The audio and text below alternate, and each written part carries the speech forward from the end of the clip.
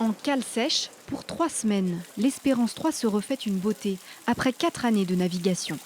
On arrive là sous la coque, on a repris ce matin les petits points de calfatage et de mastic qui sont dans les coutures.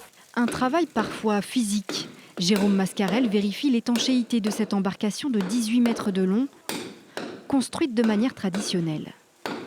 Là, d'ouvrir les coutures, de resserrer, on vérifie au son et puis au choc que c'est toujours bien serré. Et là, c'est le cas, voilà. Mais on retape et puis ensuite on repeint, on remet une couche de mastic vitrier et on referme, quoi. Juste au-dessus, sur le pont, une fourmilière s'active. Aux côtés de 3 charpentiers de marine professionnels, des bénévoles donnent de leur temps.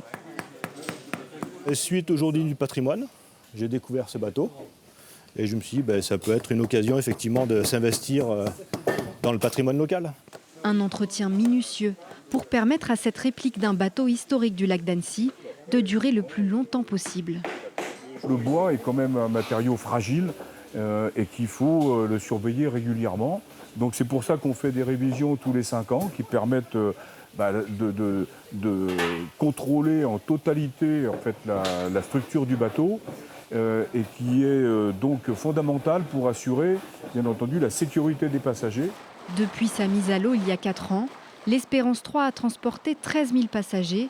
Après sa grande révision, elle naviguera de nouveau au printemps prochain sur le lac d'Annecy.